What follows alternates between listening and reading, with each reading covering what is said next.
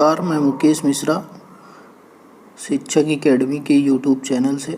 जैसा कि आप लोग जानते हैं कि हम लगातार जो है डीएलएड के सिलेबस और उसके जो प्रीवियस ईयर के पेपर हैं उस पे चर्चा कर रहे हैं। और इसमें देखिए डीएलएड का ये जो है अभी तक 3 पेपर पे हम लोग बात कर चुके हैं। ये चौथा पेपर है यस 4। इसका नाम है डीएलएड के पेपर का। आइए चलते हैं, देखते हैं इसमें जो है कुल कितने नंबर के पेपर हैं।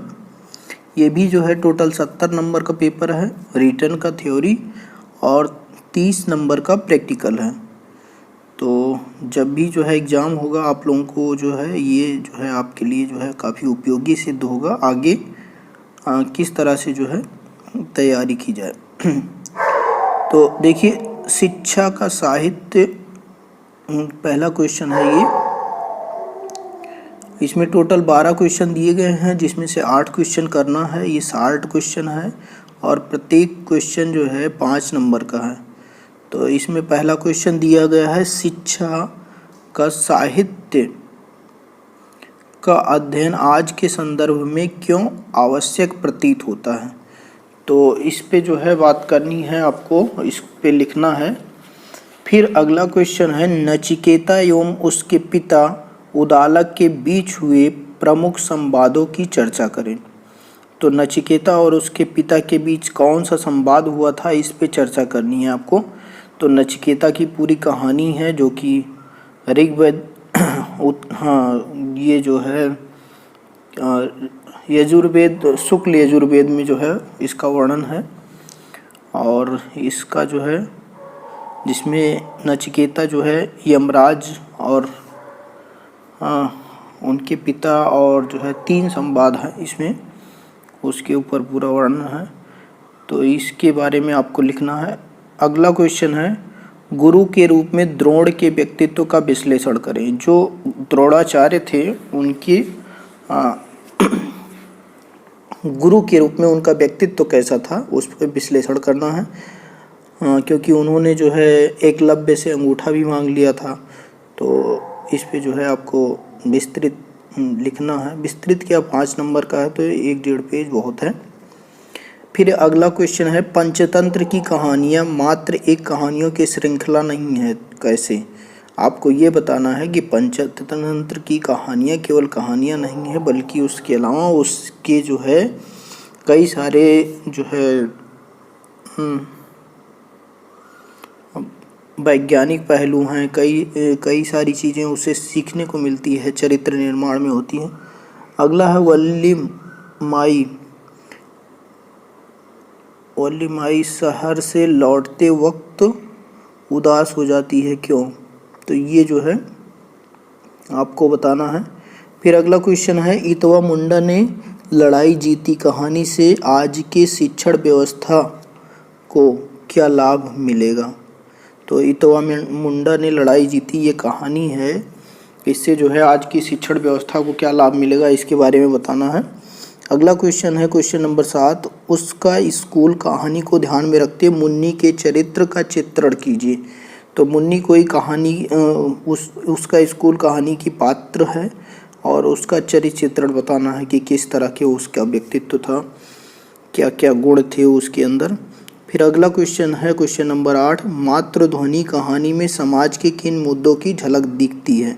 तो मातृध्वनि कहानी में कौन कौन से मुद्दे उठाए गए हैं, इसको आपको पढ़कर जो है ध्यान में रखना होगा। फिर अगला क्वेश्चन है बाल मन की समझ हमेशा से वयस्क समाज के लिए पहेली रहा है, कैसे। तो ये बताना है कि बाल मन मतलब कि बच्चों के मन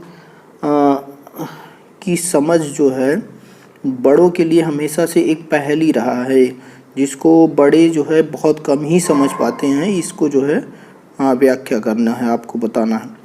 क्वेश्चन नंबर 10 है बंटी के बालमन में मौजूद तत्वों को एक धागे में पिरोया गया है, कैसे। तो बंटी के जो है मन में जो बचपने में जो उसके मन में भावनाएं विचार उठते हैं, उसको जो है किसी एक कहानी के माध्यम से प्रस्तुत किया गया है।